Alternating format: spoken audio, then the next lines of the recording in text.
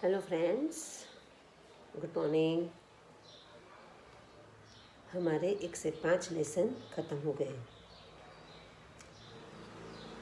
कुछ दिनों के बाद अब स्कूल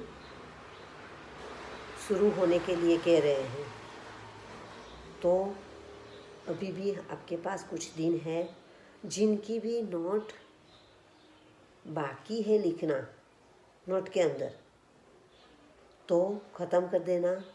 स्कूल खुलने के बाद हम कभी भी आपके पास से नोट मांगेंगे, बराबर। तो अभी आपके पास समय है, तो आपके नोट कंप्लीट कर देना और जो पाठ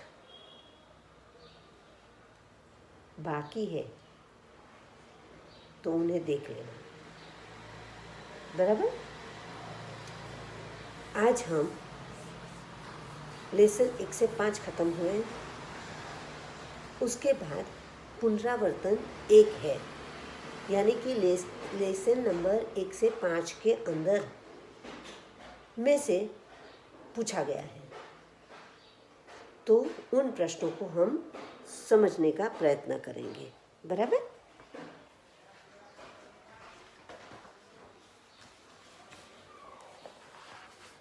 अब हमारा पुनरावर्तन 1 के अंदर पहला प्रश्न है कि प्रश्न के उत्तर लिखिए। तो यहाँ आपके पास तो प्रश्न के उत्तर है ही, तो ये प्रश्न के उत्तर मैं यहाँ नहीं समझा रही हूँ। आप आपकी नोट में लिखे हैं वही प्रश्न है, तो वो देखकर लिख लोगे। जिन्हें मुखपाठ है वह बिना देखे लिखेंगे, बराबर। अब दूसरा प्रश्न, तो दूसरा प्रश्न हमारा है रूपरेखा के आधार पर कहानी लिखिए। रूपरेखा क्या है? एक चरवाहा, जंगल में बकरियां चराने जाना, एक बकरी का दूर चले जाना, भेड़िए का आना, बकरी को खाने की इच्छा, बकरी की गाना गाने की इच्छा, मैं करना, आवाज़ सुनकर चरवाहे का लाठी लेकर आना, भेड़िए का भाग जाना, बकरी की जान बचना और सीख, बराबर। तो ये हमारी रूपरेखा है। अब उसके ऊपर से आपको कहानी लिखनी है। ये कहानी हमें हमारे निबंध विभाग में लिखना है, बराबर। तो कहानी में सुनाती हूँ, ध्यान देकर सुनिए और आप अपने शब्दों में लिखने का प्रयत्न कीजिए। तो एक चरवाहा था, वह रोज बकरियां चराने के लिए जंगल में जाता था। एक दिन एक बकरी घास चरते चरते कुछ दूर निकल गई। उसने किसी के गुर्राने की आवाज़ सुनी। उसने सिर उठाकर देखा तो सामने एक भेड़िया खड़ा था। भेड़िया बोला, मुझे बड़ी भूख लगी है, अच्छा हुआ तू यहाँ आ गई, अब मैं तुम्हें खाऊंगा। आपको पता होगा, पूछना, बोलना, कहना, ये सब बात किस में लिखी जाती है? यस, अवतरण चिन्ह में, दोहरा अवतरण में, बराबर। तो ये यहाँ पर जो भेड़िया बोलता है तो वो भी अवतरण चिन्ह में लिखोगे। बकरी पहले तो बहुत घबराई, फिर उसने हिम्मत से काम लिया। वह बोली, फिर से आया बोलना, इसीलिए दोहरा अवतरण। बोली, उसके बाद अल्पविराम। आप मुझे खाना चाहते हैं तो कोई बात नहीं, परंतु पहले आप मेरा एक गाना सुन लीजिए। बस इतना ही कहा, इसीलिए पूर्ण विराम और अवतरण चिन्ह खत्म। भेड़िया बोला, फिर से बोलने के आए, इसीलिए फिर से अवतरण चिन्ह। चलो ठीक है, सुना तू अपना गाना, पूर्ण विराम, अवतरण चिन्ह खत्म। जहाँ पर भी बोलना, लिखना, पूछना आए तो ध्यान में रखो, अवतरण चिन्ह में लिखोगे।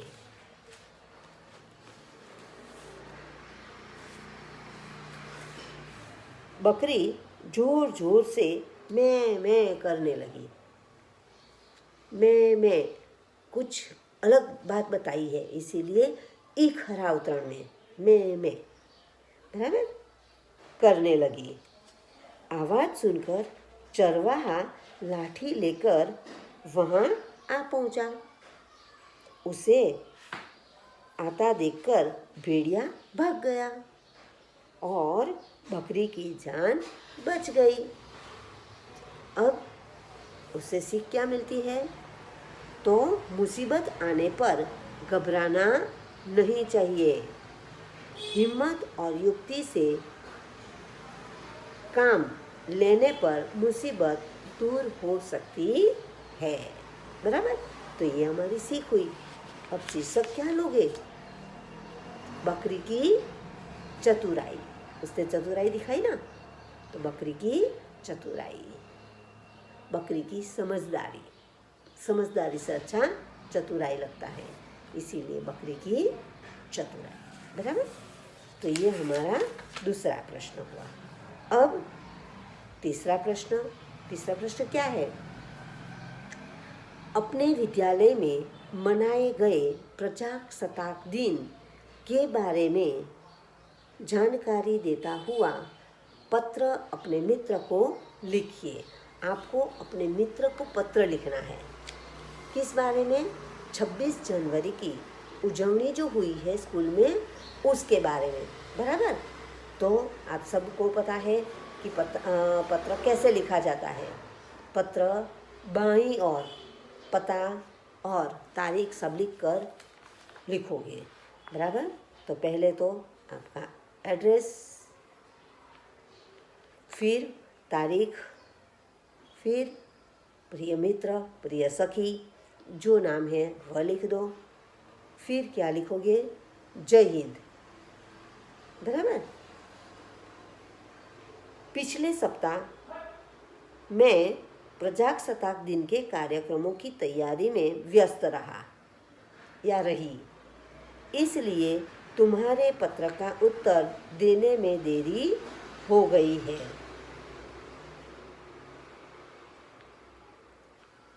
इस बार हमारे विद्यालय में 26 जनवरी के कार्यक्रम बहुत शानदार रहे। विद्यालय का प्रांगण चारों ओर से सजाया गया था। पुलिस कमिश्नर की दत्ताजी को विशेष आमंत्रित के रूप में बुलाया गया था। यहाँ आप किसी का भी नाम लिख सकते हो। बराबर? कोई बड़े व्यक्ति हो, उससे नाम नहीं पता है तो उसका सिर्फ लिख दो कि इस तरह से ये माननीय मंत्री को है, या फिर विधान सभा है, उसमें उसके कोई व्यक्ति है, कोई भी हमारे आसपास का कोई है, ग्राम पंचायत के तलाटी है, कोई भी। बराबर? तो उसके बारे में आप लिख सकते हो, यानी कि उसका नाम, जो नाम पता हो तो नाम लिख सकते हो, जो नहीं है तो खाली सिर्फ इतना लिख दो। महानगर पालिका के चेयरमैन, अधीक्षक, कोई भी बड़े कोई व्यक्ति हो तो उसको आप कह सकते हो। पुलिस कमिश्नर कह सकते हो, पुलिस बड़े से PSI है ना, तो आप लिख सकते हो।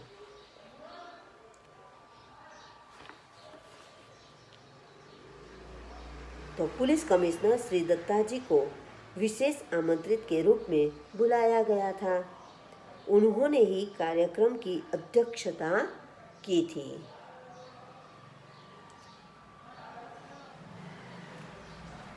सुबह 7:30 बजे दत्ताजी ने राष्ट्रध्वज फहराया। 7:30 की जगह आप 8 बजे लिख सकते हो। राष्ट्रगीत के बाद अध्यक्ष महोदय ने अपने संक्षिप्त भाषण में हमें प्रजासत्ताक शब्द का अर्थ और उसका महत्व बताया। उन्होंने कहा, कि सच्चे और जागरूक नागरिक ही प्रजासत्ताक को सफल बना सकते हैं। इसके बाद विद्यार्थियों ने कई सुंदर कार्यक्रम पेश किए। हम भारत के लाल कार्यक्रम में विद्यार्थियों ने शहीद देशभक्तों को बहुत अच्छी तरह से पेश किया।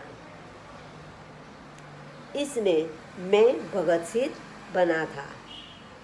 लड़की है तो वो कुछ और बता सकते हैं, इंदिरा गांधी बता सकते हैं, या फिर कोई बड़ी खिलाड़ी है तो वो कोई भी बता सकते हैं, मगर इसके अनुरूप होना चाहिए, बराबर। राष्ट्रगीतों की गीत स्पर्धा में भी मुझे प्रथम पुरस्कार मिला। संगीत का कार्यक्रम भी खूब जमा। अंत में हमारे आचार्य महोदय ने, हमारे तो आचार्य महोदया है, इसीलिए आप क्या लिखोगे, आचार्य महोदया, बराबर। महोदया ने अध्यक्ष के प्रति आभार व्यक्त किया। वंदे मातरम के साथ कार्यक्रम समाप्त हुआ और फिर तुम्हारा मित्र और अपना नाम, बराबर। तो इस तरह से आपको ये पत्र लिखना है। समझ गए आप? अब हमारा चौथा एक प्रश्न है जो थोड़ा अलग सा है। कैसे? तो शब्दकोश की सहायता से निम्नलिखित शब्दों के तुरंत पहले और तुरंत बाद में आने वाले शब्द लिखिए। यहाँ पर आपको ये शब्द लिखने हैं, जो आपको बीच में शब्द दिए गए हैं उसके पहले और बाद का, बराबर। तो गांव,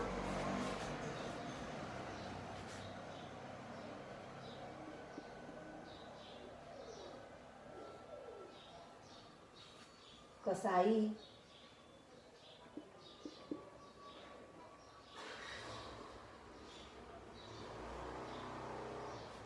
तो गांव है तो गांव का शब्दकोश में जो देखने जाए तो पहला उसका शब्द क्या होगा, गांभीर्य।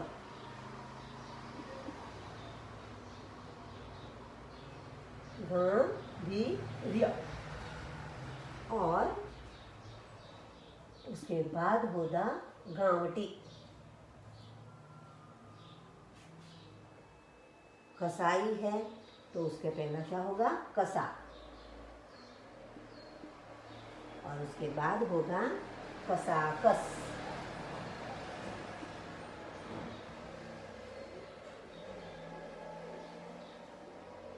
अब है हास्य, तो उसके पहले का शब्द क्या होगा, हसीन। और उसके बाद होगा हास्यास्पद, बराबर। अब है अभ्यस्त, तो अभ्यस्त में आगे क्या होगा, असित। और उसके बाद होगा अभ्यक्षित। अभ्यक्षित। अब अंत का है समुदाय।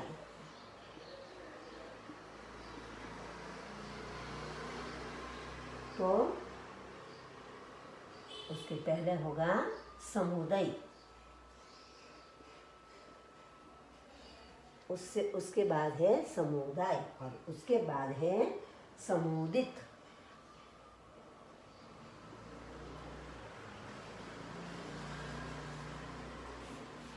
समझ गए?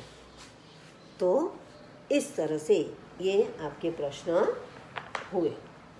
अब ये चौथे प्रश्न के बाद आप और लिख सकते हो। और चौथा प्रश्न हमारा खत्म हुआ।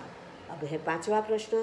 तो पांचवें प्रश्न में क्या है, संज्ञा, सर्वनाम और विशेषण वर्गीकृत करना है। वर्गीकृत यानी अलग करना है। तो आपको लिखना होगा संज्ञा,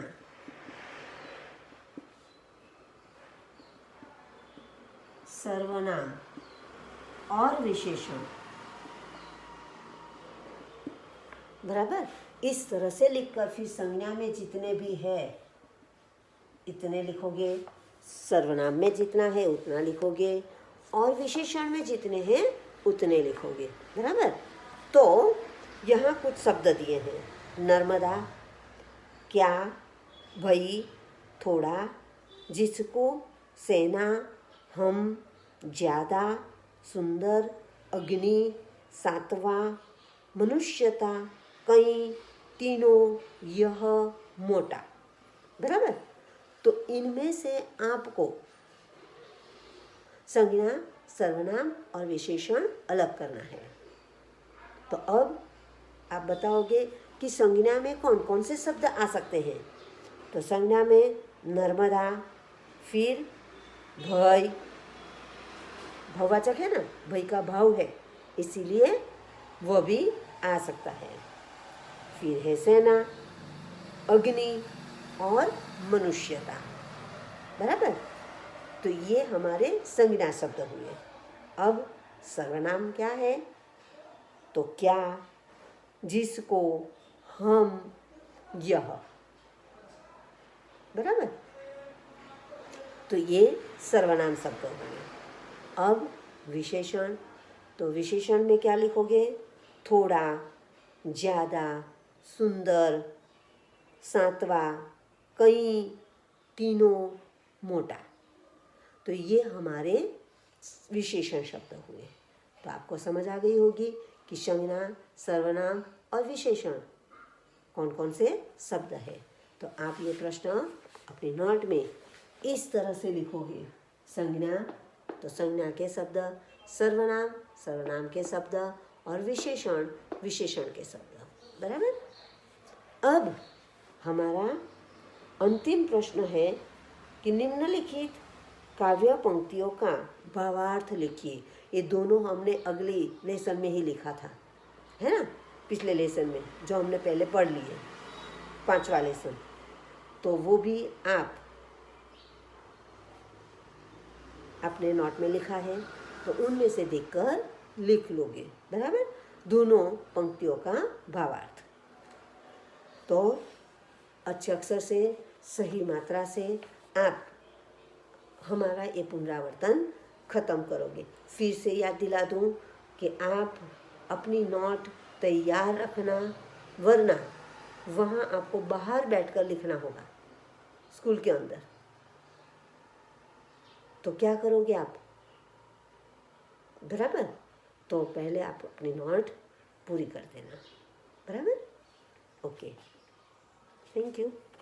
हाँ, एक और बात, हमने अभी जो कहानी और पत्र समझा है वह दोनों आपको हमारे निबंध विभाग में लिखना है। बराबर, ओके, थैंक यू।